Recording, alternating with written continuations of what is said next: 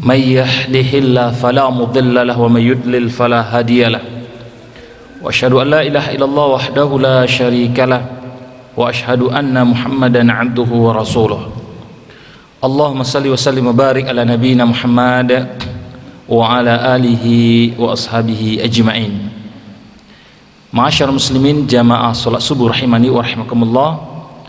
Insyaallah pada kesempatan pagi hari ini kita akan melanjutkan pertemuan ketiga dalam pembahasan kitab Akhlaqun Nabi wa Adabuhu, akhlak Nabi dan adabnya. Ini sebenarnya kemarin baru kita buka ya satu halaman saja. Pada bagian pertama ternyata rencananya cuma satu pertemuan, ini sudah 3 pertemuan, ini belum selesai. Ya, padahal kitabnya ini ada ya sekitar 350 halaman. Ya, tapi memang seperti kita sampaikan, begitulah seharusnya seorang muslim. Ketika dia punya komitmen bahwa dia ingin menjadikan Rasulullah SAW itu sebagai uswah, sebagai tauladan dalam hidupnya, maka belajar sirah nabawiyah, belajar adab dan akhlak Rasulullah SAW itu harus kita lakukan sejak kita kecil sampai nanti kita meninggal. Ya, karena memang ya Rasulullah tadi beliau itu memberikan contoh bagi kita dalam hidup ini pada setiap aspek kehidupan. Pada pertemuan bulan lalu ya, karena memang ada perubahan jadwal ya, terakhir tanggal 17 ya Oktober, kemudian sekarang kita berubah untuk hari Sabtu pembahasannya. Kita sampai pada pembahasan bagaimana jawaban dari Aisyah radhiyallahu anha ketika ditanya tentang akhlaknya Rasulullah sallallahu alaihi wasallam. Maka Rasulullah ya beliau mengatakan khuluquhul Quran, akhlaknya beliau itu adalah Al-Quran ya, sikap tawaduknya, sikap amanahnya, begitu juga kemudian yang terakhir sikap lemah lembutnya. Jadi Rasulullah adalah sosok yang sangat lembut, yang sampai kemudian Allah memuji beliau, fabima rahmatin minallah linta lahum, ya, kalau bukan rahmat dari Allah maka engkau tidak bisa bersikap lembut dengan mereka. Walau kunta faddan ghalidhal qalbi, kalau engkau itu bersikap keras, hatimu itu keras, maka niscaya lang faddu min haulik, orang itu akan berlari dari sekitarmu. Jadi Rasulullah sallallahu alaihi wasallam beliau dalam dakwah sikapnya adalah lembut, sikapnya adalah fa'fu anhum, pemaaf, wastaghfir lahum, dan suka memohonkan ampun untuk orang-orang bahkan yang menzalimi beliau. Ya, kisahnya ini banyak ya, bagaimana kemudian sikap Rasulullah yang lembut termasuk sikap beliau yang pemaaf. Ya, nanti insya Allah kan pertemuan berikutnya bisa kita bahas secara lebih detail. Yang jelas Rasulullah SAW sebagaimana tadi dibaca oleh imam dalam sholat, bukanlah orang sekedar mengucapkan sesuatu tapi mereka tidak mengamalkannya. Rasulullah ketika beliau SAW menyampaikan sesuatu, maka beliau pasti yang telah melakukannya.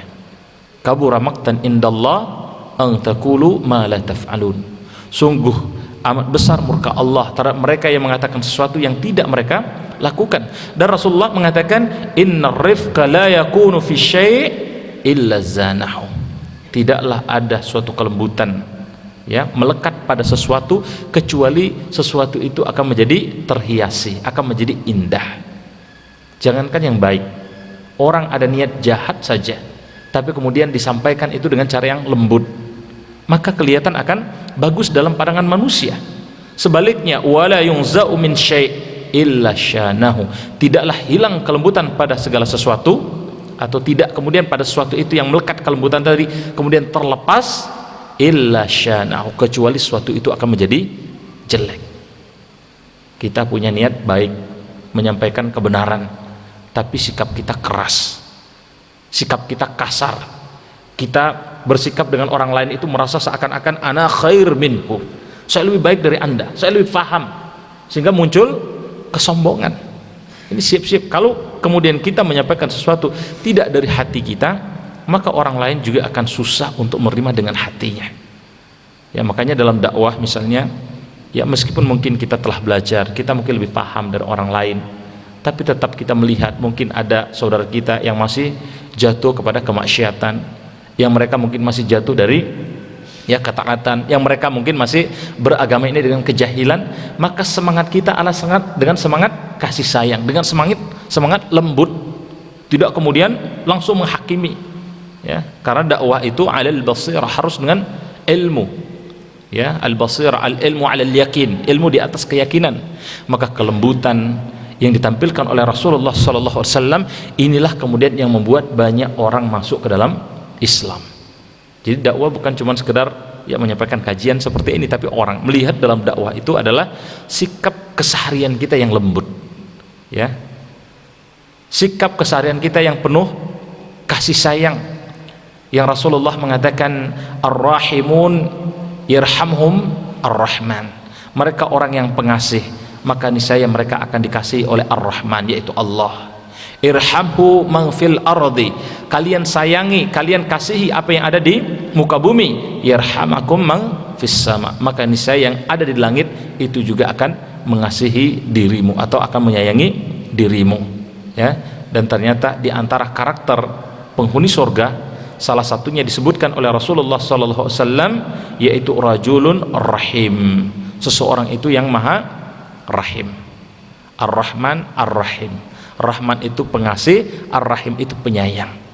Jadi orang kalau ingin masuk ke dalam surga, karakternya adalah dia penyayang, raqiqul qalbi, hatinya itu lembut, jangan sikap kita itu keras kasar, apalagi likulli zil qarbi wal muslim, kepada karib kerabatnya atau mungkin kaum muslimin yang lainnya.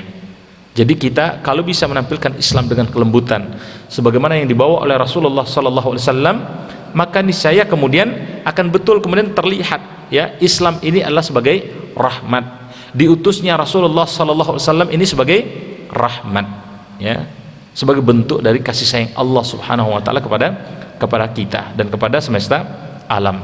Makanya kata Rasulullah, inni lam ab'atsu la'nan, aku ini tidak diutus untuk memberikan laknat.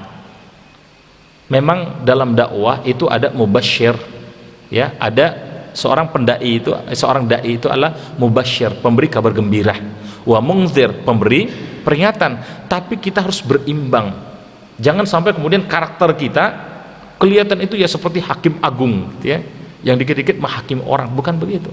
Ada saat kita memberikan kabar gembira, ada saat kita memberikan peringatan. Memberikan peringatan pun juga harus lihat kondisi siapa yang kita berikan peringatan. Karena para ulama ketika bicara tentang al-basirah, ketika Allah Subhanahu wa taala berfirman, "Qul," katakanlah, "hadhihi sabil ya'adu ila Allah 'ala al-basirah." Ini adalah jalan yang aku menyeru ilallah, kepada Allah. 'Ala al-basirah, di atas ilmu yang penuh dengan keyakinan. Maka kata para ulama, pertama kalau orang ingin berdakwah, dia harus paham tentang apa yang dia sampaikan.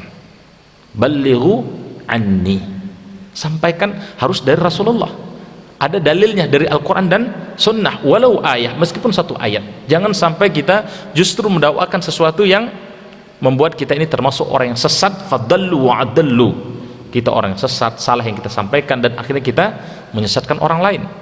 Harus yakin kita, oh ini ada dalilnya.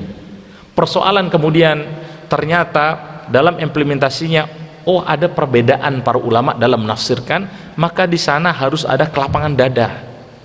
Maka bacaan yang luas ini kita perlukan. Jangan sampai ada dai, dia bacaannya itu hanya satu kitab saja misalnya, atau hanya mungkin satu mazhab saja, meskipun kita boleh memang untuk awal-awal kita diperintahkan untuk taklid dulu supaya kita tidak bingung, membandingkan mazhab A, mazhab C, apa-apa, kita taklid dulu. Tapi ketika kita bermazhab tadi, kita harus meyakini para ulama mazhab, mereka itu adalah orang-orang yang Masya Allah berilmu, mereka itu adalah orang-orang yang punya komitmen yang kuat dalam mengikuti Al-Quran dan Sunnah. Maka ketika terjadi perbedaan, selama masih berdasarkan dalil, kita harus berlapang dada, jangan kemudian hanya karena perbedaan yang furu', sikap kita itu sudah keras, seakan-akan sudah beda agamanya. Bahkan dengan orang beda agama pun kita tetap dituntunkan punya akhlak yang baik. Kalaupun harus berperang, maka perang kita bukan perang yang sifatnya ofensif, bukan perang yang kita memulai menyerang, oh ini ada orang kafir enggak, misalnya perumahan ini, enggak, bukan itu. Tapi kita defensif saja. Kalau orang Padang mengatakan musuh indah akan dicari, kita tidak akan cari-cari musuh. Tapi katamu, kalau ada musuh yang datang kepada kita, pantang dan lari.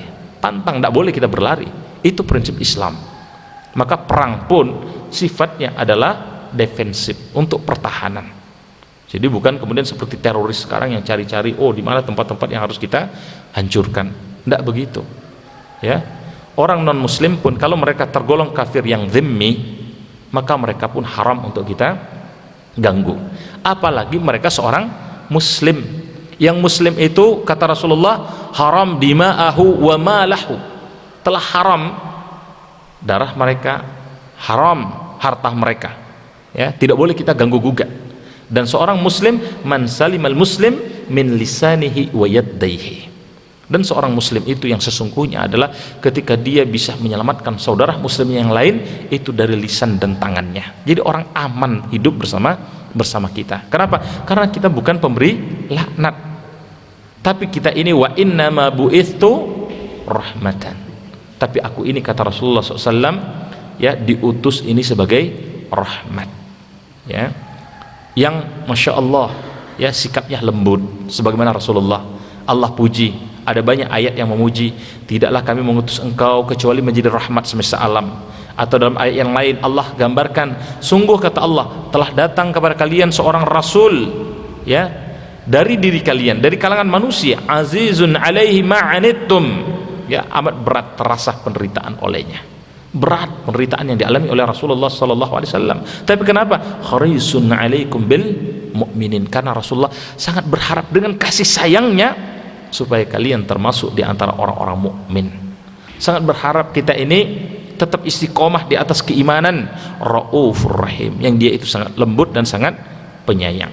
Nah, jadi ini akhlak Rasulullah SAW yang lembut.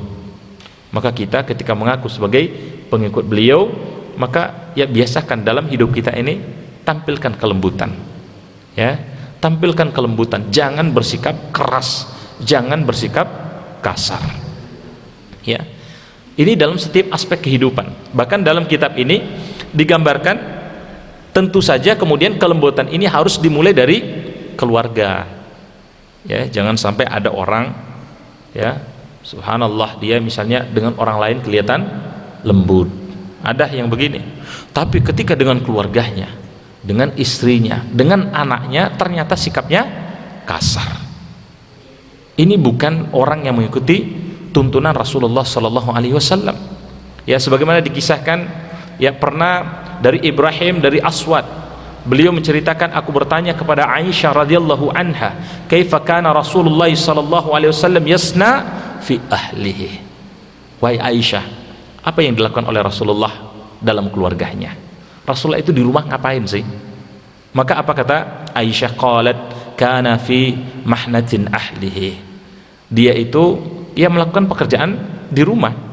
Fa idza khararatis shalah qama fa shalla. Satu riwayat mengatakan seperti ini. Beliau ya seperti kebanyakan orang saja, lakukan kerjaan-kerjaan yang ada di rumah.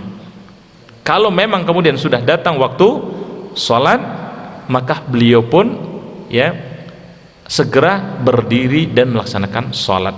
Atau dalam yang lain dikatakan yatawaddau wa yakhruju ila shalah. Beliau segera berwudu dan kemudian keluar untuk melaksanakan sholat. Maksudnya beliau SAW itu berusaha untuk menjaga, ya, sholatnya itu berjamaah di masjid. Apa contoh pekerjaan di rumah? Aisyah mengatakan kana yakhitu thawbahu. Kadang-kadang Rasulullah itu beliau menjahit, ya, pakaiannya. Jadi bayangkan, ini Rasulullah, manusia yang paling mulia, ya, pakaian, artinya kalau dijahit kan ada yang robek, pakaian robek saja itu masih beliau pakai. Ini menunjukkan beliau tawadhu, beliau hidupnya itu bukan mewah, ya. Dan ini juga menunjukkan beliau pekerjaan-pekerjaan yang seperti ini, ya, mungkin kalau masyarakat sekarang kesannya, wah ini kan kerjaan wanita, masa menjahit? Oh, kita tidak perlu malu. Kenapa? Karena ini tuntunan Rasulullah SAW. Ya, tidak perlu kemudian semua pekerjaan di rumah itu harus dikerjakan oleh istri kita, ya. Tapi Rasulullah, beliau menjahit pakaiannya, wa yakhsifu ni'lahu. Kadang-kadang beliau juga memperbaiki sandalnya. Wah, sandal diperbaiki, ya. Ini lagi-lagi sandalnya berarti kadang, ya, mungkin rusak, ya. Kemudian wa ya'malu ma ya'malu ar-rajul fi buyutihim, dan juga melakukan hal-hal lain yang dilakukan oleh kaum laki-laki di rumah-rumah mereka. Kalau rumahnya kotor, ya nyapu. Sebenarnya tidaklah nyapu rumah misalnya bagi seorang laki-laki, wah itu akan menjatuhkan derajat seseorang, ya. Hanya mungkin pandangan orang, ya sebagian orang saja mengatakan, lu masa ada istrinya kok nyapu rumah, gitu ya. Tapi justru yang dituntunkan oleh Rasulullah SAW, beliau itu menampilkan akhlak seperti ini, meringankan beban istrinya. Bahkan pekerjaan-pekerjaan rumah tadi itu ketika dilakukan bersama dengan istri, ya menjadi romantisme tersendiri. Nah, jadi biasa saja. Memang ada yang bisa dibantu, bantu. Kalau memang sedang perlu kemudian keluar, maka kerjaan tadi ditangani oleh istri, maka tangani dengan, ya, oleh istrinya tadi. Tapi yang menjadi prinsip oleh Rasulullah SAW, beliau al-mukhafatha ala salah. Beliau selalu menjaga salatnya, ya. Sesibuk apapun pekerjaan, ketika sudah datang waktu salat, maka beliau segera bergegas untuk melaksanakan salat, ya, dari sisi waktunya. Jadi tidak menunda-nunda, ya. Kenapa? Karena memang salat itu, inna sholata kanat 'alal mu'minin, ya, kitaban mauqutan. Sesungguhnya salat itu bagi seorang mukmin itu sudah ada ketetapan waktunya. Ya, jadi jangan kemudian kita undur-undur waktu sholat tadi. Kalau sudah datang panggilan Allah, maka kita tinggalkan semua aktivitas, bersegera untuk melaksanakan sholat. Dan ini tanda keimanan kita. Bahkan orang yang menjaga sholat pada awal waktunya, ini termasuk mereka yang melakukan amalan yang paling baik, yang paling dicintai oleh Allah Subhanahu wa ta'ala. Abdullah bin Mas'ud radhiyallahu anhu, beliau pernah mengatakan, aku bertanya kepada Rasulullah sallallahu alaihi wasallam, ayil a'mal ahabbu ilallahi ta'ala, wahai Rasulullah, amalan apa yang paling dicintai oleh Allah Subhanahu wa ta'ala? Maka Rasulullah mengatakan, as-salatu ala waqtiha. Ternyata salat pada waktunya adalah amalan yang paling dicintai oleh Allah. Kemudian apalagi birrul walidain, berbuat baik kepada kedua orang tua. Kemudian apalagi al-jihad fi sabilillah. Jadi coba lihat, ya, kedudukan birrul walidain, kedudukan jihad fi sabilillah, itu ternyata masih di bawah kedudukan salat tadi, ya. Birrul walidain kita tahu pentingnya, ya. Bahkan Rasulullah mengatakan, ridallah fi ridal walidain, ridha Allah terletak pada keridhaan kedua orang tua.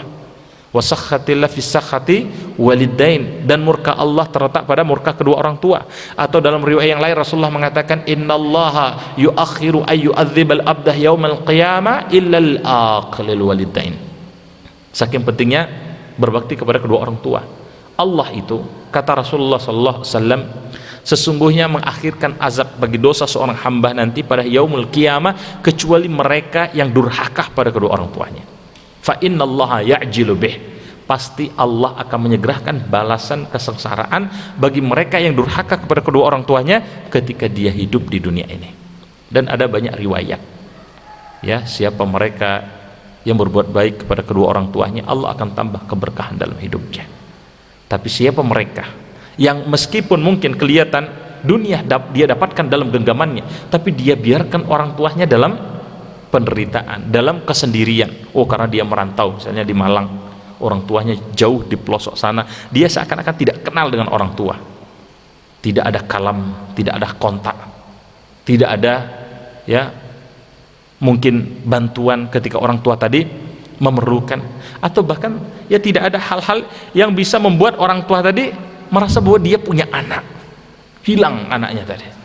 Itu siap-siap, ya, ini akan menjadi penderitaan bagi orang ini tadi, bukan hanya ketika dia hidup di dunia ini, termasuk juga nanti pada yaumul qiyamah. Kisahnya juga banyak, ya, tapi kita mungkin karena bukan pembahasan itu tidak akan kita jelaskan, ya. Begitu juga dengan jihad. Insyaallah seorang yang berjihad di jalan Allah keutamaannya luar biasa, tapi ternyata di atas semua ini adalah salat tepat pada waktunya, ini termasuk amalan yang paling dicintai oleh Allah.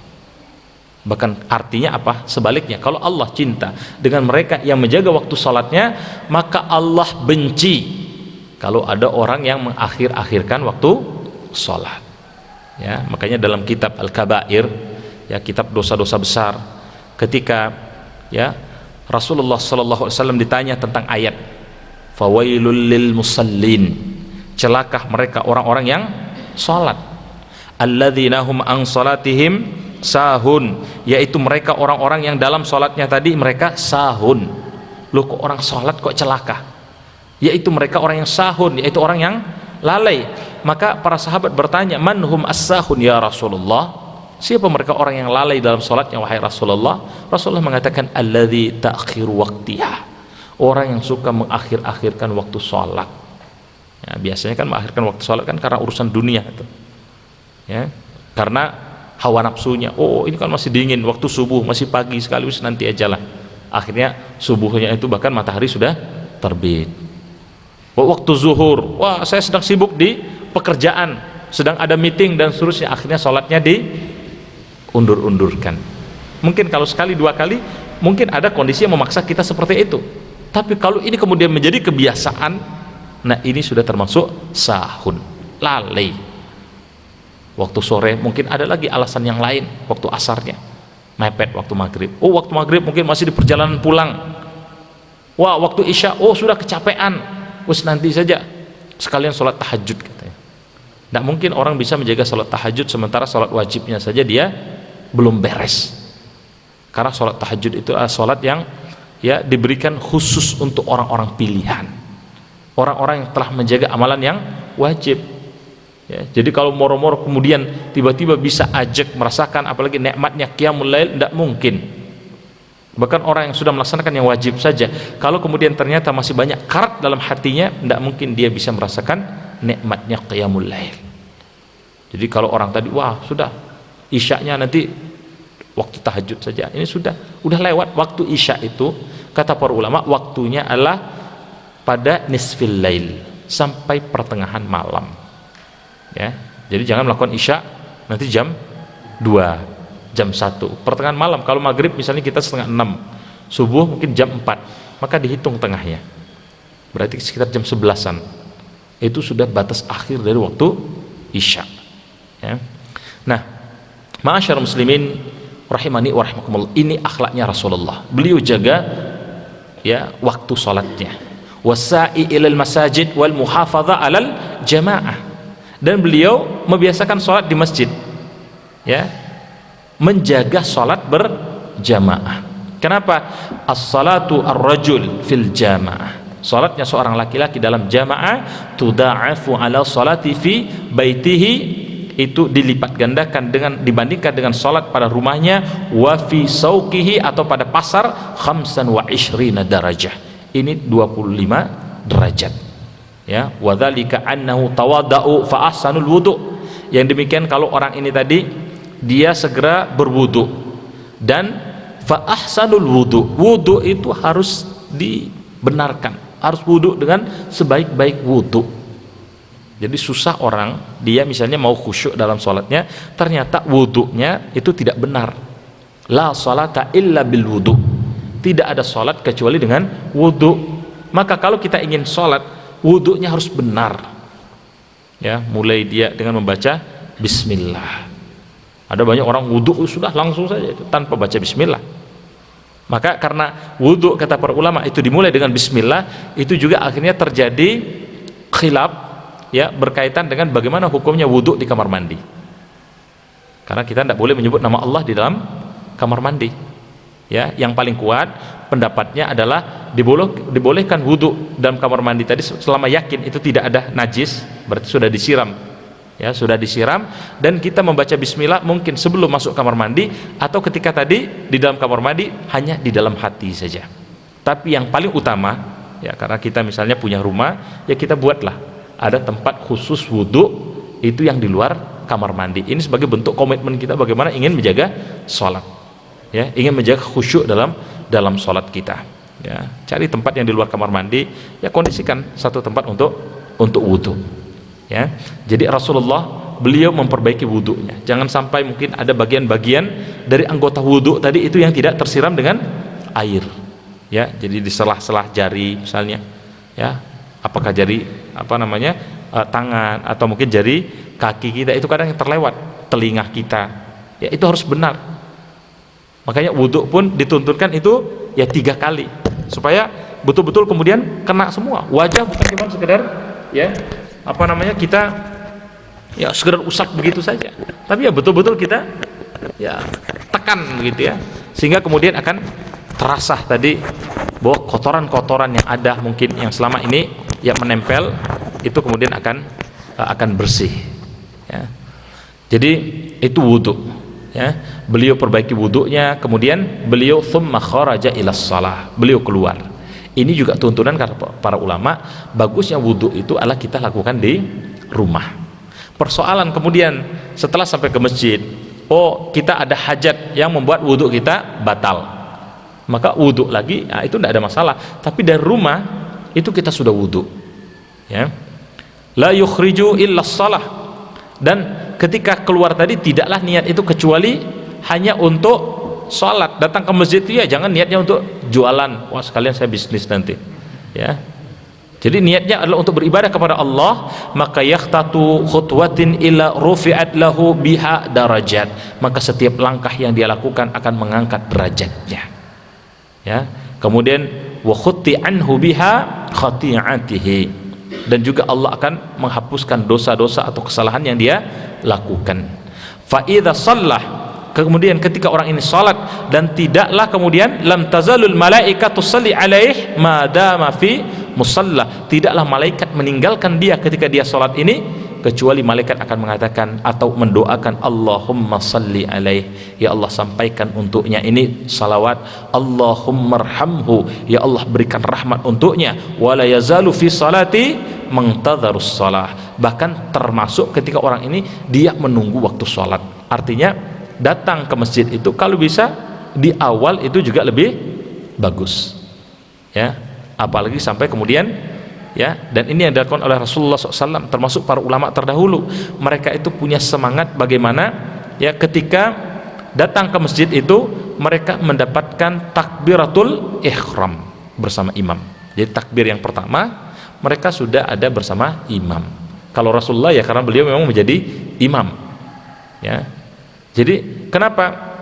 Karena ternyata dalam sebuah hadis Rasulullah menyampaikan, siapa yang sholat arba'ina yauman fil jamaah, selama 40 hari dalam jamaah. Jadi kalau sehari ada 5 waktu sholat, berarti berapa? Ya 40 hari ya, sebulan lebih sedikit, atau mungkin 200 waktu sholat jamaah. Yudrikut takbiratul ulah, dan orang ini senantiasa mendapatkan takbir yang pertama ya. Artinya sebelum iqamah dia sudah di masjid ya, atau bahkan mungkin sebelum azan, atau dia yang azan sekalian dia sudah di masjid.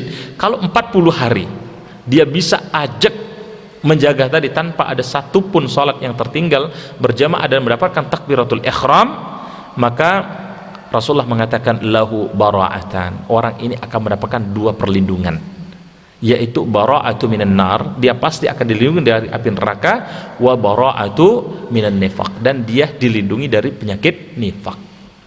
Nah sekarang kita cek 40 hari terakhir bisa enggak kita ya apa namanya sholat 5 waktu selalu mendapatkan takbir yang pertama? Oh belum. Oke, kita punya tekad target, oh mulai hari ini subuh tadi alhamdulillah bisa sudah dapat apa namanya takbir yang pertama. Bisa enggak kita jaga ini 40 hari saja? Insya Allah kalau itu bisa kita jaga tadi, Allah akan lindungi kita dari 2 perkara ini. Oh kalau begitu berarti setelah 40 hari ya sudah kita tinggalkan saja sholatnya, maksudnya tidak apa-apa kayak biasa lagi. Oh kalau orang sudah dia terhindar dari penyakit nifak, dia tidak kemudian menganggap hanya 40 hari itu saja, bahkan dia nanti setelah 40 hari dia sukses lalui, dia itu merasakan kalau telat sebentar saja dalam sholat tadi itu ada sesuatu yang kurang ya. Tapi minimal tadi kita jaga 40 hari, 40 hari tadi ya. Dan ini yang dilakukan oleh para ulama terdahulu ya.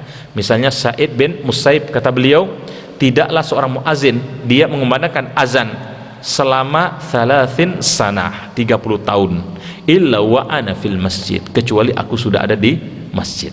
Insyaallah 30 tahun, ini bukan 40 hari, 30 tahun tidaklah ketika muazin mengumandangkan azan kecuali kata Sa'id bin Musaib, aku telah berada di masjid. Rabi'ah bin Zaid beliau mengatakan tidaklah muazin mengumandangkan azan untuk salat zuhur sejak 40 tahun kecuali aku sudah ada di masjid, kecuali ya pada saat aku sedang dalam keadaan sakit atau dalam perjalanan. Ya, tapi orang kan kalau sakit atau dalam perjalanan, ketika kita sudah melakukan suatu amalan secara ajak, kemudian kita tidak bisa melakukannya, ya karena ada alasan yang syar'i tadi, ya, maka Allah pun tetap mencatat kita seperti kita melakukannya terus. Ya, jadi misalnya sholat musafir kita tidak bisa berjamaah karena kita ya musafir tadi, maka yaitu tetap kita dicatat pahala seperti sholat berjamaah. Karena apa? Karena kita meninggalkan saat ada uzur yang sifatnya syar'i atau mungkin dalam keadaan sakit. Yahya bin Mu'in, beliau ya mengatakan ya bahwa sesungguhnya lam yafitu az-ziwali fil masjid Yahya bin Sa'id. Ya, Yahya bin Mu'in menceritakan Yahya bin Sa'id itu tidak pernah ya meninggalkan sholat berjamaah di masjid itu selama arba'ina sanah, 40 tahun. Jadi kita bayangkan, biasanya cerita ini mereka sampaikan ketika yang bersangkutan itu telah meninggal. Kalau kisah orang lain, oh si fulan ini Masya Allah 40 tahun saya ketemu dia, tidak pernah tinggalkan sekalipun sholat di masjid. Ya, dan ada banyak kisah-kisahnya. Ya, bahkan termasuk dulu saking semangatnya, ya ada seorang ulama itu yang dia dalam keadaan sakit. Ya, orang sakit kan punya uzur untuk tidak sholat ke masjid. Ya, maka ketika dia sakit tadi, ya terdengar suara azan, maka dia katakan kepada keluarganya, wahai anakku, tolong bimbing aku ke masjid. Keluarganya mengatakan, wahai ayah, bukankah engkau dalam keadaan sakit dan bagi engkau ada uzur yang syar'i? Kata ulama ini, bagaimana mungkin saya ya diseru oleh Allah Subhanahu wa taala sementara saya tidak menghadirinya. Maka singkat cerita, dibawa oleh keluarganya sholat di masjid, ya pergi ke masjid, fasalla raka'atan fi salatil maghrib ma'al imam, kemudian beliau sholat 1 rakaat ya bersama imam pada saat sholat maghrib, kemudian famatah, setelah selesai 1 rakaat beliau pun akhirnya meninggal dalam keadaan sholat. Nah, ini orang yang meninggal husnul khotimah, ya orang-orang yang mereka dibimbing oleh Allah Subhanahu wa taala melakukan amalan ahli surga dan ternyata itu menjadi akhir dari hayatnya. Iza aradallahu bi'abdin khairan, kalau Allah Subhanahu wa taala menghendaki kebaikan pada seorang hamba, maka asalahu, Allah asalkan, atau dalam riwayat yang lain dikatakan ista'malahu, Allah sempurnakan. Kemudian para sahabat bertanya, wahai Rasulullah, apa yang dimaksud dengan asalahu? Apa yang dimaksud dengan Allah menyempurnakan orang ini? Maka Rasulullah mengatakan, orang ini Allah bimbing melakukan amalan ahli surga, kemudian faqubidah, dia diwafatkan, faqubidah alaih, diwafatkan dalam keadaan melakukan kebaikan tadi. Ya, dan biasanya kita akan meninggal sesuai dengan kebiasaan kita. Kalau ada orang ya yang Masya Allah sering datang di majelis ilmu, ya maka biasanya dia akan, nah ini bukan siapa ya, tapi tidak apa-apa kalau misalnya memang kita meninggal dalam kebaikan, ya alhamdulillah Pak. Maksudnya itu yang meskipun yang meninggalkan, karena bagi seorang mukmin meninggal itu bukan akhir dari kehidupan, tapi seorang mukmin melihat kematian itu adalah sebagai awal bagi kehidupan yang sesungguhnya. Maka sekarang ya apalagi kita sudah mulai S3 ya, sudah sangat sepuh, usia sudah 60, 70, mungkin ada yang lebih.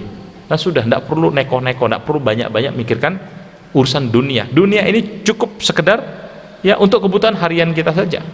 Maka sekarang kejar akhirat kita, karena matahari sudah mulai ya ke arah ufuk barat. Ya, ini sebentar lagi tenggelam. Ini bukan nakut-nakuti Pak ya. Tapi ya kita memang harus seperti itu.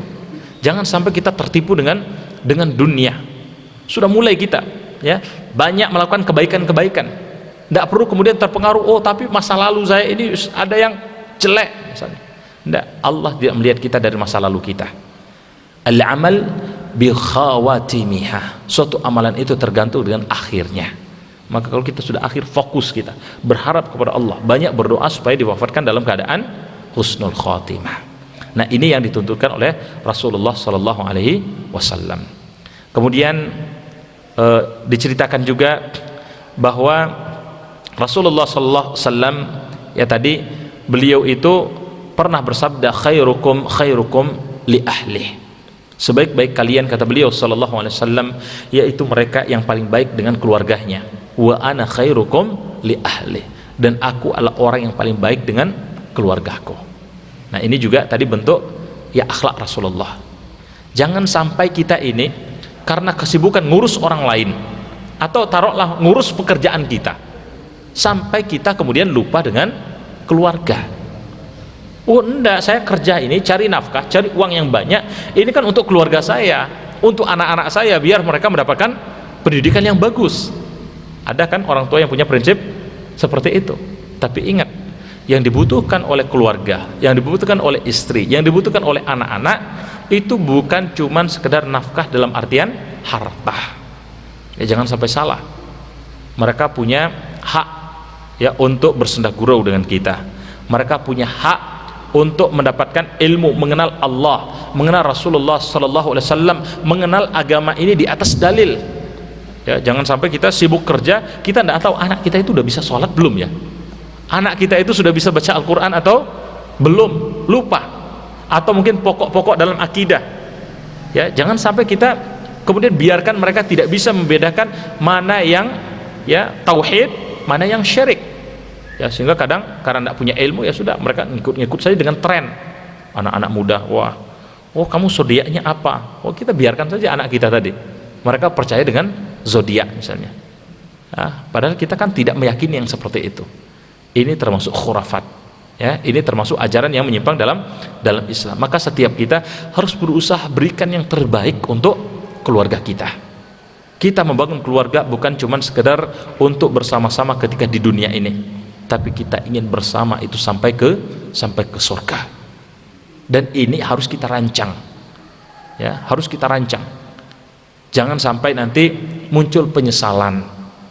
Saya kadang-kadang ya, mungkin kita teruskan sampai di sini. Ini ternyata ya 3 pertemuan belum cukup. Jadi saya kadang-kadang mikir, ada misalnya mungkin rekan kita, tempat sekerja dengan kita. Ya, saya kadang perhatikan, oh mereka meninggal misalnya. Ya, mereka meninggal. Oh ada pertemuan acara di tempat kerja kita. Kadang keluarganya tidak diundang lagi. Atau kita lah misalnya, mungkin ada ya rekan kita, sahabat kita, mungkin dekat sekali dengan kita. Ketika mereka meninggal, apa kita bisa memberikan bantuan untuk keluarga mereka? Kadang-kadang enggak. Artinya apa? Sebenarnya keberadaan kita ini, ya kesedihan ketika kita meninggal tadi justru bukan sebenarnya pada sahabat-sahabat kita, tapi justru adalah anak dan istri kita atau keluarga kita. Mereka yang mungkin akan lama teringat dengan kita, terkenang dengan kita, dan mereka yang dalam setiap doa tadi akan mereka sampaikan untuk kita. Artinya apa? Bukan berarti kita etos kerja kita menurun, enggak. Kita harus ya ketika sudah ada amanah, sudah ada komitmen, kita harus lakukan yang terbaik. Tapi jangan sampai ada orang sibuk dengan pekerjaannya misalnya, tapi dia lupakan keluarganya. Dia tidak didik anak-anaknya menjadi anak-anak yang soleh dan soleha. Kasihan kita ketika kita sudah meninggal, tidak mendapatkan doa dari anak-anak kita, tidak mendapatkan pahala jariyah, karena ilmu yang bermanfaat yang kita tinggalkan untuk mereka. Kenapa? Karena di tempat kerja kita, ketika kita bekerja, selesai misalnya kita meninggal, ya selesai urusan kita di dunia, kita meninggal, maka sudah orang ya paling akan menyebut kita beberapa hari, sepekan, 2 pekan, atau maksimum mungkin hanya 1-2 bulan. Kemudian orang-orang akan lupakan dan orang sudah akan normal dengan aktivitas mereka masing-masing. Sementara keluarga kita, ya, maka kita harus punya perhatian yang lebih untuk keluarga tadi. Ya, jangan sampai kita berpikir keluarga itu hanya membutuhkan harta. Perlu ada waktu romantis. Ya, sebagaimana yang dilakukan oleh Rasulullah sallallahu alaihi wasallam kepada ya istri beliau, kepada anak-anak beliau, ya. Kemudian perlu mungkin ketika memanggil, menyebut mereka itu juga dengan panggilan yang lembut. Rasulullah sallallahu alaihi wasallam dengan Aisyah misalnya, beliau jarang panggil cuma sekedar ya Aisyah, ya, sebut namanya, ya. Tapi dipanggil yang istrinya senang, Rasulullah panggil ya Humairah, wahai yang ya wajahnya kemerah-merahan. Atau kadang untuk penghormatan terhadap ayahnya dipanggil ya Ibnati Siddiq, wahai putrinya Abu Bakar As-Siddiq. Nah, itu bentuk romantisme Rasulullah, panggilan yang lembut. Minum, kadang beliau ya, ketika Aisyah menceritakan, kata Aisyah, kalau aku minum pada suatu gelas, maka kadang Rasulullah mengambil gelas itu dan beliau minum di tempat ya yang tadi ya bibirku mengenai gelas itu. Ini bentuk romantisme beliau, ya. Bahkan ketika istrinya, ketika Aisyah mengatakan aku dalam keadaan haid, ya, maka ternyata apa, Rasulullah beliau pun kadang-kadang itu beliau berebah, ya, rebahan itu di apa namanya pahanya Aisyah, ya. Ini bentuk akhlak Rasulullah. Kadang beliau lomba dengan Aisyah, ya, lomba lari, ya. Kenapa? Aisyah ini memang kedudukannya itu luar biasa. Sesungguhnya keutamaan Aisyah dibandingkan dengan wanita yang lain, kata Rasulullah, itu seperti tharid, ya. Ini makanan, saya belum tahu ya tharid itu makanan apa, tapi tharid ala sa'irit ta'am, ini tentu makanan yang enak, ya. Aisyah ini seperti tharid dibandingkan dengan makanan yang lain. Dan yang tidak kalah pentingnya dalam keluarga tadi, supaya kita bisa memperlakukan pasangan dengan baik, kita harus kenal betul dengan karakter pasangan kita. Jangan sampai ada orang sudah menikah 10 tahun, 20 tahun, 30 tahun, bahkan mungkin sudah lebih, ya, sudah punya cucu, bahkan ada yang sudah punya cicit, kok pasangan saja itu ndak tahu namanya, ya. Apa bukan ndak tahu namanya, ya, ndak tahu karakternya, ya. Kalau yang ndak tahu namanya itu kan katanya ada kisah, ya, wallahu alam ini benar apa enggak, tapi dikisahkan katanya ada nenek sama kakek, ya, itu kok romantis sekali sampai ada seorang pemuda itu keheranan, kok panggilannya itu dengan istrinya itu masih pakai hani gitu. Ya hani, ya. Apa hani itu? Wah, ya intinya panggilan yang romantis gitu, ya. Sampai apa namanya pemuda ini tanya ke kakek tadi, "Kek, saya itu heran, kakek ini kok udah tua tapi kok panggilannya masih romantis seperti anak muda. Kok bisa, Kek?" "Iya," kata kakeknya, "saya soalnya lupa nama istri saya." Nah, ini bahaya, ya. Itu jangan sampai terjadi, ya. Jangan sampai terjadi kalau yang seperti itu. Tapi ini romantis, ya romantis betulan, ya. Jadi harus karakter istri itu tahu. Suami juga apa, istri juga harus tahu karakter suami. Oh, suaminya lagi senang, suaminya lagi tidak senang. Tidak perlu harus keluar dengan ucapan, ya. Dan ini yang dilakukan oleh Rasulullah SAW. Kata Rasulullah, "Wahai Aisyah, sesungguhnya aku tahu kapan engkau sedang dalam keadaan redha kepadaku, kapan engkau redha, kapan engkau senang denganku, ya, dan kapan engkau sedang marah kepadaku." Maka kata Aisyah, "Aina ta'rifu dzalika?" Gimana mungkin engkau tahu itu? Maka kata Rasulullah, "Kalau engkau sedang redha kepadaku, engkau akan menyebut, ya, wa Rabbi Muhammad, ya, wah, demi Rabbnya Muhammad. Tapi kalau engkau sedang marah denganku, sedang tidak senang denganku, engkau akan mengatakan wa Rabbi Ibrahim, dan Tuhannya Ibrahim." Hakikatnya sama, yaitu Allah. Tapi maka Aisyah mengatakan, qalat qultu ajlu Allah ya Rasulullah, demi Allah wahai Rasulullah, ma ahjuru illa ismak, tidak ada yang bisa aku jauhi dari engkau ini kecuali sekadar tidak menyebut namamu sementara saja. Ya, itu menunjukkan apa? Rasulullah tahu bagaimana karakter dari istrinya. Oh, ini lagi tidak senang, ya, tidak perlu kemudian kita sudah tidak senang, apa, kelihatan kok capek, kelihatan ada sesuatu yang menggelisahkan. Kita ya harus tahulah momentum kapan harus ngajak ngobrol pasangan kita tadi. Jangan kemudian langsung dicerca. Nah, ini khusus, ini yang terakhir, ya, khusus bagi yang punya istri lebih dari satu. Ini maaf Bu, ya, ini cerita Rasulullah ini Bu, ya. Saya yakin di sini apa namanya wajah-wajahnya ini minal khaifin, ya. Di antara kelompok yang Allah firmankan itu kan orang-orang yang takut, ya.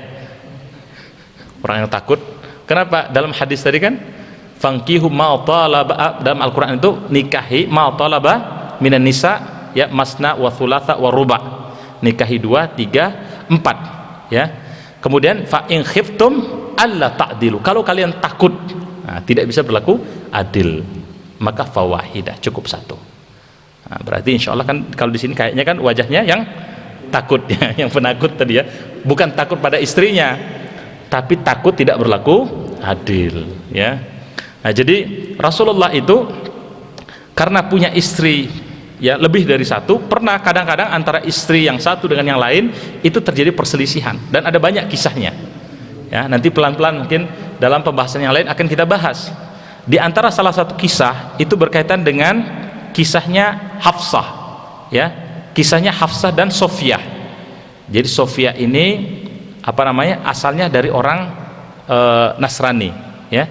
Sementara Hafsah ini putrinya Umar, ya. Jadi kita lihat ya, Umar, masya Allah, tokoh penting dalam Islam. Sementara Sofiyah istri Rasulullah, ya, yang lainnya lagi ini adalah apa namanya, dari Nasrani tapi masuk ke dalam Islam, ya. Kemudian apa? Oh, dari Yahudi, ya.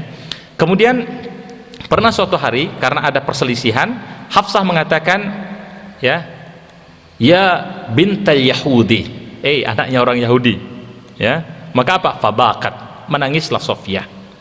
Maka ketika Rasulullah SAW datang dan melihat Sofiyah dalam keadaan menangis, bertanya Rasulullah, ya, apa yang membuat engkau menangis wahai Sofiyah?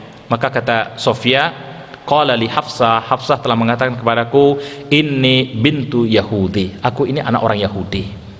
Maka Rasulullah, ya, tahu, oh, innaki li ibnatan nabi, engkau harus tahu wahai Sofiyah, engkau itu anaknya para nabi, ya. Sesungguhnya wa inna ammaka lan nabi, pamanmu adalah nabi, ya, dan engkau berada dalam garis keturunan para nabi.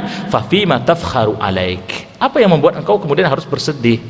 Ngapain harus bersedih? Engkau ini anak keturunan dari para nabi. Jadi bisa, kalau ada misal perselisihan antar, ya, istri, ya, itu diperbaiki dengan baik, ya. Begitu juga dengan Hafsah, beliau ingatkan, ittaqillah ya Hafsah, wahai Hafsah, bertakwalah engkau kepada Allah. Nah, ini harus ada seninya sendiri, dan ini proses belajar dalam keluarga, ya, termasuk dengan anak-anak. Nah, ini yang terakhir saja, ya, dengan anak-anak, karena tadi sikap dalam keluarga. Dengan anak-anak itu harus perlakukan dengan baik, apalagi anak perempuan, ya. Jangan sampai kita punya anak perempuan, ya, sebagai bapak misalnya, kita tidak punya perhatian lebih. Kenapa? Khawatir nanti kalau dia tidak punya sosok laki-laki yang dia idamkan, ya, pada bapaknya, maka dia akan mencari laki-laki lain yang menjadi kebanggaannya, ya. Jadi kita harus menjadi sosok yang bisa betul-betul mengayomi, sosok yang ada di hati anak-anak kita, terutama anak perempuan tadi. Dan janji dari Rasulullah mengatakan, siapa mereka punya 3 anak perempuan, atau cuma 2, ya, atau mungkin 1, dan dia atau mungkin punya saudara perempuan, ya, maka fa'ahsan, dia berlaku baik dalam pendidikannya, wattaqallah, dan kemudian membuat anak-anak atau saudaranya ini bertakwa kepada Allah, fihinna falahul jannah, maka niscaya bagi orang ini akan diberikan surga. Jadi perlakukan dengan baik, ya. Dan ini yang dilakukan oleh Rasulullah. Rasulullah itu, ya, seringkali beliau mengunjungi putri beliau, misalnya Fatimah, ya. Beliau mengatakan, ya Fatimah binti Muhammad, wahai Fatimah binti Muhammad, salini ma syi'ti min mali, kalau engkau butuh, nak, ambil, mungkin ada harta dari bapak yang kau butuhkan. Padahal kita tahu, ya, memang Ali kan hidupnya miskin. Rasulullah sebenarnya kaya luar biasa, tapi banyak uangnya atau hartanya dihabiskan untuk dakwah. La ukhni anki minallahi syai'an, ya, tapi sungguh wahai nak, ya, tidaklah apa namanya, yang aku tinggalkan untukmu banyak dari harta ini, kecuali aku titipkan engkau hanya kepada Allah Subhanahu wa taala, ya. Kemudian dikisahkan juga bahwa sesungguhnya Rasulullah itu sering sekali, ya, ketika datang misalnya kepada Fatimah, maka beliau atau mungkin Fatimah berkunjung kepada beliau, beliau langsung panggil, marhaban ya ibnati, wahai anakku, selamat datang anakku. Thumma yajlisuha an yaminihi au shimalihi, kemudian apa, Fatimah tadi ajak sini, nak, sini, duduk di sebelah kanannya atau duduk di sebelah kirinya. Kemudian mereka, ya, bercerita. Bahkan Rasulullah mengatakan, Fatimah itu adalah bid'atun minni, dia adalah cabang dari diriku.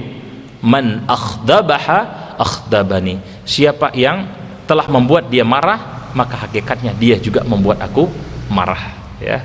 Wallahu taala alam. Mungkin ini dulu yang bisa kita sampaikan, ya. Insyaallah nanti mungkin pertemuan berikutnya bisa kita lanjutkan. Yang jelas ini menunjukkan bahwa kita sebagai seorang muslim harus, ya, betul-betul selalu memperbaiki akhlak kita, ya. Ada banyak turun dari akhlak, contoh akhlaknya Rasulullah SAW, dan kita harus yakin agama ini adalah agama akhlak.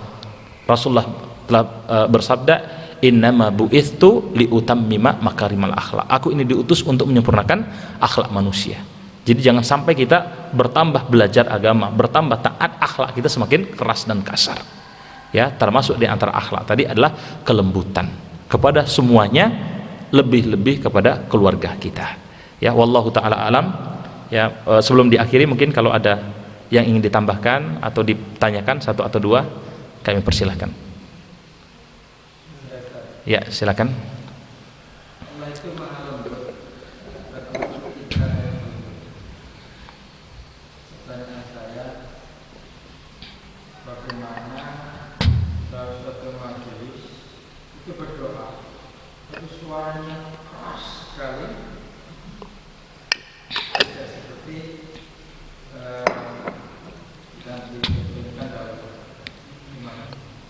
Ya, ini berkaitan dengan doa.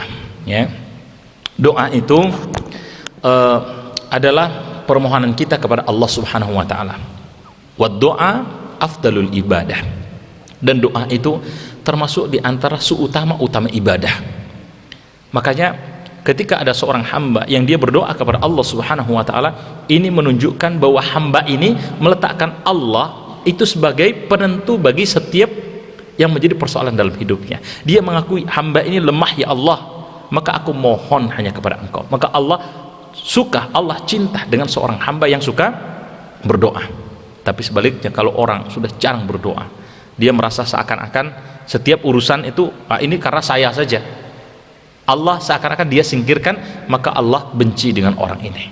Nah, pertanyaannya kemudian, ketika ya ibadah atau doa tadi merupakan bagian ibadah yang sangat mulia, maka bagaimana kita caranya berdoa sesuai dengan tuntunan Rasulullah SAW? Itu ada banyak. Nah, tapi berkaitan dengan pertanyaan tadi, berkaitan dengan suara, ya, memang dulu pada awal Islam Rasulullah SAW itu beliau itu berdoa, ya, bahkan setelah sholat beliau, ya, kemudian para sahabat itu mengikuti. Para ulama menafsirkan ini maknanya adalah bagaimana Rasulullah itu mengajarkan kepada para sahabat cara berzikir yang tepat dan berdoa kalau habis sholat.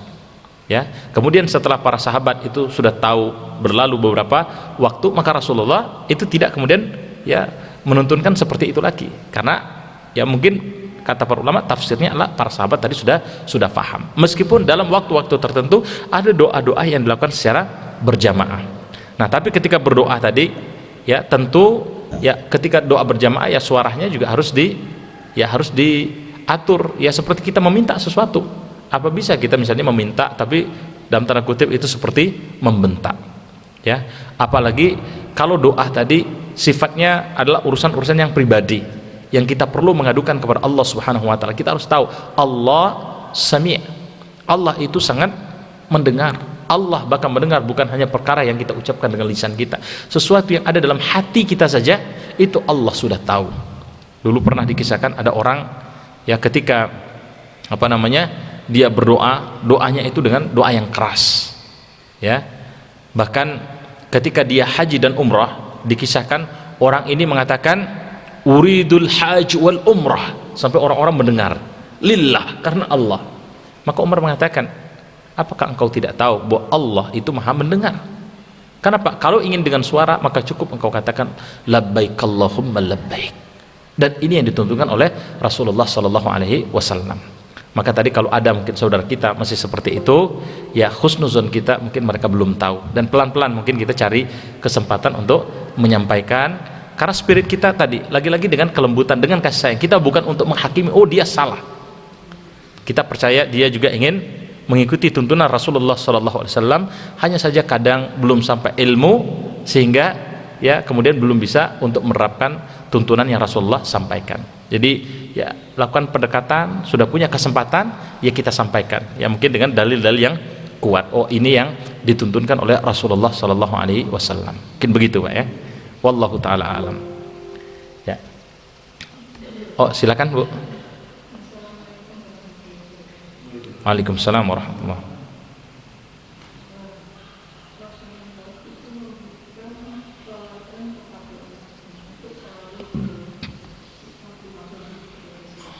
Maaf Bu, untuk apa? Teladan untuk? Oh iya.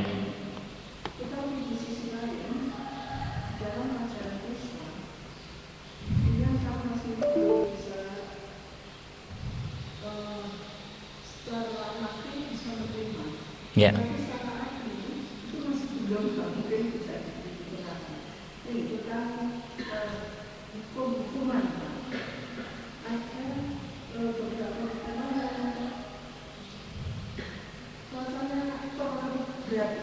Mm-mm. Ya.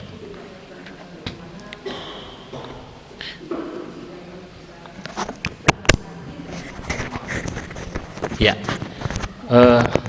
Pertanyaan yang bagus, Bu, ya. Apa namanya? Tadi kan Islam katanya kok lembut.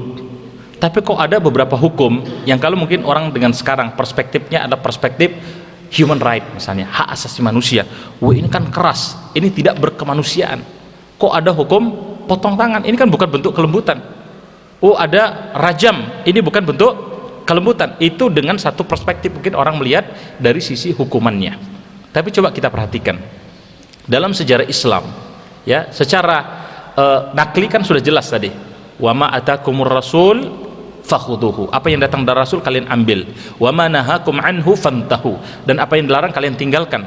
Dan kita yakin wa ma khalaqta hadza batilah, Allah ketika menetapkan suatu ketentuan, ya, termasuk hukum-hukum tadi, tidak mungkin itu dengan kebatilan, pasti ada hikmahnya. Ya, ada hukum, kok hukumnya potong tangan, apa ini bukan kekejaman? Nah, kita kalau ingin dalil aklinya, kalau dalil akli kan sudah jelas ini, berarti ada, oh, bagi yang mencuri potong tangan, bagi yang berzina dan mereka sudah berkeluarga maka dirajam, kalau belum berkeluarga maka mereka dicambuk itu sebanyak 100 kali dan dipisahkan atau diasingkan selama 1 tahun. Ini kan tidak berperi kemanusiaan. Ternyata dalam prakteknya yang dilakukan oleh Rasulullah SAW, misalnya dalam perkara rajam, ya, perkara rajam itu pertama para ulama sekarang bersepakat ini hanya bisa diterapkan pada hukum atau pada tempat atau negara yang di sana diterapkan hukum Islam. Jadi jangan sampai misalnya, oh, takmir di masjid ini, wah, kita ingin menerapkan Islam yang secara sempurna karena Indonesia belum menerapkan hukum Islam, maka kita misalnya buat panitia sendiri untuk rajam. Ini tidak boleh, ya. Maka cukup kita ittaqullah mastata'tum, bertakwa kepada Allah itu sekuat kemampuan kalian. Ini ketentuan yang pertama. Kemudian ketentuan yang kedua, hukum dalam Islam tadi sifatnya lebih preventif, lebih pencegahan supaya tidak terjadi, ya, hal-hal yang tidak diinginkan dari peristiwa yang kemudian harus dihukum tadi. Sehingga semakin berat hukuman yang diberikan tadi, maka harapannya ada efek jerah, orang akan berpikir berkali-kali untuk melakukan kesalahan tadi. Misalnya orang mau mencuri, dia mikir-mikir, ya, meskipun hukum mencuri tadi kata para ulama itu tidak kemudian semua mencuri, oh, ada yang mencuri sendal kemudian langsung potong tangannya, tidak begitu. Harus ada hukum nanti turunannya yang mengatur, oh, misalnya ketentuan hukum potong tangan kalau mencurinya itu sudah sampai pada ukuran berapa. Kemudian alasan mencurinya itu kan ada proses pengadilan, dalam Islam kan juga ada pengadilan. Nah, tapi dalam Islam, oh, udah koruptor, ya, korupsi jelas, kemudian niatnya itu untuk korupsi, dia niatkan untuk korupsi, kemudian korupsinya sekian banyak orang menderita akibat korupsinya. Nah, ini memang sudah pantas kemudian dihukum seperti itu, karena kalau tidak tambah banyak koruptor. Nah, Islam mencegah supaya tidak banyak pencuri-pencuri seperti ini, maka diberikan hukuman tadi. Tapi kalau dia mencuri cuman sedikit, tidak masuk dalam jumlah tadi, maka itu ada pemaafan, apalagi alasan mencuri untuk kebutuhan makan dan minum. Nah, untuk berzina, ya, itu juga seperti itu. Misalnya hukum rajam tadi, ya, hukum rajam, coba perhatikan, Rasulullah SAW pernah dulu suatu saat ada seorang wanita yang mendatangi Rasulullah. Dia katakan, ya Rasulullah, celaka aku. Kata Rasulullah, kenapa? Aku telah melakukan perzinahan. Maka kata Rasulullah, mungkin engkau tidak berzina. Oh, tidak, betul aku berzina. Maka Rasulullah akhirnya tanya, apakah ember sudah masuk ke dalam sumur? Ya, maksudnya betul-betul, ya, kemaluan bertemu dengan kemaluan. Maka orang ini mengatakan iya. Maka kata Rasulullah, engkau tunggu berapa waktu, lihat engkau hamil apa tidak. Ternyata wanita ini mengatakan, saya hamil. Rasulullah katakan, oh, kalau begitu engkau tunggu nanti sampai melahirkan. Ya, sudah melahirkan, orang ini datang bawa anaknya. Ya Rasulullah, aku sudah melahirkan, aku ingin dirajam. Karena memang hukum rajam dalam Islam itu adalah pengampun bagi dosa perzinahan yang dia lakukan. Maka kata Rasulullah, oh, tunggu dulu, nanti karena engkau punya kewajiban untuk, ya, menyusui anakmu. Tunggu nanti 2 tahun. Setelah 2 tahun anaknya sudah memegang roti, baru kemudian datang lagi kepada Rasulullah, ya Rasulullah, ya aku sekarang anakku sekarang sudah bisa makan sendiri, maka rajam aku. Singkat cerita, dilakukan rajam, ya. Sampai di awal rajam itu, ya, Umar bin Khattab dalam riwayat itu dikisahkan sampai mengeluarkan ucapan, ya, laknat kepada wanita tadi ketika melempar batu. Maka Rasulullah menegur, wahai Umar, kalau saja ampunan Allah yang diberikan untuk wanita ini dibagikan kepada semua penduduk Madinah, maka lakafathu, niscaya ampunan itu sudah cukup. Artinya orang yang telah berzina kemudian dia bertobat kepada Allah Subhanahu wa taala, maka seperti dia bukan lagi seorang pezina, ya, apalagi sampai ditegakkan hukum seperti ini. Nah, artinya dari sini kelihatan Islam itu bukan dengan kekejaman, pokoknya cari, maka dicari-cari gitu, ya, orang yang berzina, siapa yang berzina kita hukum, enggak begitu. Bahkan dalam riwayat para ulama menjelaskan, kalau saja wanita ini tadi dia misalnya tidak datang kepada Rasulullah SAW, dia sembunyi saja, dia tidak kemudian mengatakan saya telah berzina, maka tidak akan ada hukuman terhadap wanita ini, ya. Artinya lebih kepada efek jerah. Nah, pertanyaannya juga mungkin tambahan, terus bagaimana dengan kita yang hidup, kita kan bukan negara yang menerapkan hukum Islam, tidak ada syariat rajam misalnya, bagaimana caranya kemudian orang yang pernah berzina itu untuk bertobat kepada Allah? Ingat ya, zina ini ada banyak sekali efek negatifnya, ya, termasuk Allah menyebut wasa as-sabila, dia sejelek-jelek jalan. Bahkan dalam sebuah hadis kata Rasulullah, man zana, siapa yang pernah berzina, walam yatub ilallah, dan dia tidak bertobat kepada Allah, maka ikhtasala ilaihi bi sittatil husul, akan sampai kepada orang ini 6 kejelekan, thalatha fid dunya wa thalatha fil akhirah, 3 yang akan dialami ketika di dunia dan 3 akan dialami ketika di akhirat. 3 di dunia itu, orang ini kasratil umurnya, keberkahan waktunya itu akan dipendekkan, ya, jadi berkurang keberkahan dalam hidupnya. Kemudian wadhahabal wajah kebahagiaan akan mulai hilang. Kenapa? Dihantui perasaan takut dari dosa yang telah dia lakukan. Kemudian dikatakan wadawamul faqr, orang ini akan senantiasa dalam keadaan merasa kurang, meskipun kan hartanya banyak tapi merasa kurang, fakir terus. Ini di dunia, orang berzina yang tidak bertobat kepada Allah. Kemudian wathalatha fil akhirah, 3 yang akan dirasakan di akhirat, yaitu azabul qabr, ya, azab kubur, kemudian sakhatillah, kemurkaan dari Allah, wa azabun nar, dan akan merasakan azab neraka. Jadi sebenarnya orang berzina dia sedang menzalimi dirinya sendiri. Nah, terus bagaimana kalau kemudian, ya, dia pernah berzina sementara tidak ditegakkan hukum Islam? Ya, kata para ulama, saya juga pernah menanyakan, ya, beberapa syekh dari Saudi, ya, kata mereka, untuk kasus yang seperti ini maka cukup dia sendiri menyembunyikan aib yang pernah dia lakukan tadi, jangan sampaikan kepada orang lain, kemudian dia betul-betul bertobat, menjauhkan diri dari hal-hal yang menyebabkan perkara ini, ya, atau terulang kembali, maka insya Allah dengan cara seperti itu sudah cukup sebagai taubat bagi dirinya. Jadi jangan diungkit-ungkit lagi, ya. Makanya waktu itu pertanyaan saya, kalau ada seorang wanita, ya, gadis, dia pernah berzina, kan dalam Al-Quran kan at-tayyibuna lit-tayyibat, laki-laki yang baik untuk wanita yang baik, az-zaniyun liz-zaniyat, pezina laki-laki juga untuk pezina perempuan, akan ketemu seperti ini. Gimana hukumnya orang yang pernah berzina? Boleh tidak kemudian dinikahi oleh seorang laki-laki yang baik? Maka kata syekh ini, dia mengatakan kalau wanita tadi telah betul-betul bertobat kepada Allah Subhanahu wa taala, maka orang ini tidak boleh lagi disebut sebagai pezina, ya, wallahu taala alam. Kan begitu, Bu, ya. Jadi akalnya adalah lebih sebagai langkah preventif, ya.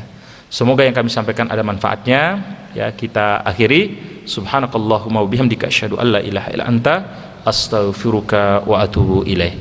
Assalamualaikum warahmatullahi wabarakatuh.